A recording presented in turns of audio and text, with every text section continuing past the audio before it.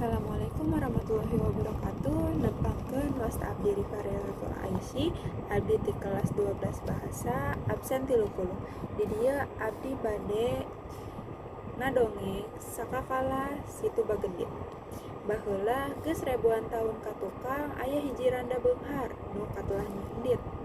Ieu teh saenya nama ngaran nenehna. Da ngaran sajati nama Nyi Bagendit. Manehna teh kacida pisan kumedna, geus taya nu bireuk deui kana kakumedanana.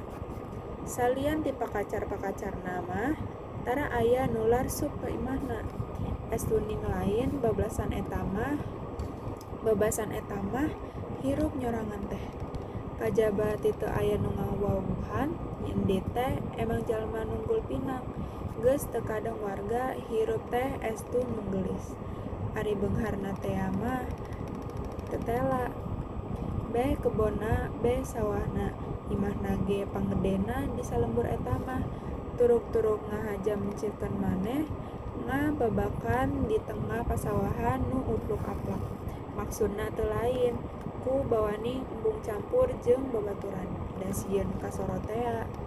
Teu kitu mah atuh moal disebut medit kacaturkeun basa usum panen. Di dieu cenah nya anu dibaruat ka sawah nyindit oge rea nu gacon.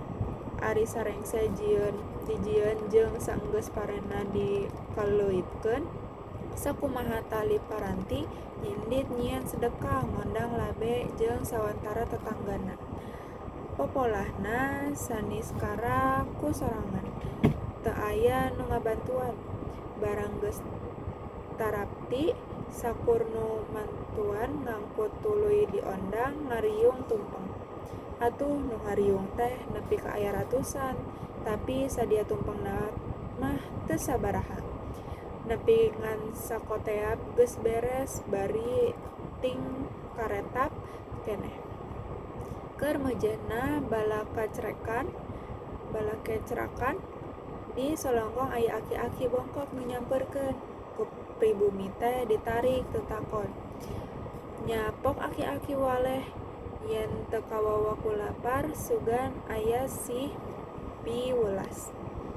Ade kitu teh nyindit bet nyarekan, nyeklek-nyeklekeun pajarkeun teh teu aya kaera. Teu ngahutang gawe, menta bagean. Tungtung nama kapundung aki-aki dititah nyingkah. Cindek nama geus lain picaritaeun. Aki-aki indit bari jumarijeg.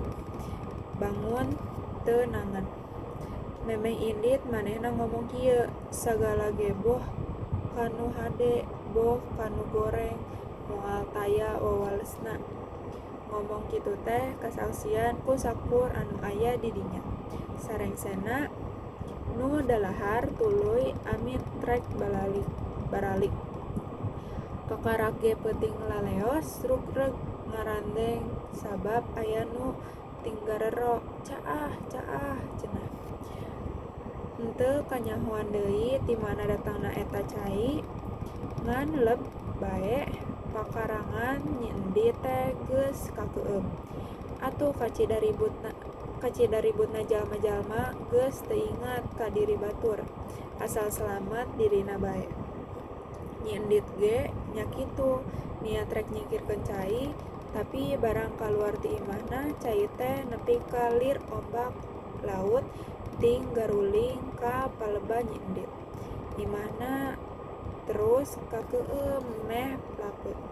Nyindit angkleng-angklengan bari satungtung bias mah teu weleh-weleh sasambat menta tulung. Tapi henteu kungsi lila jep bae jempe. Si horeng geus ti kerelep. Imahna ge geus teu katembong. Sumaona sawahna anu upluk-aplak geus aya di dasar cai. Lembung sakuriling bungking geus robah ngarupa jadi situ. Anu nepi ka ayeuna katelah situ Bagendit teh.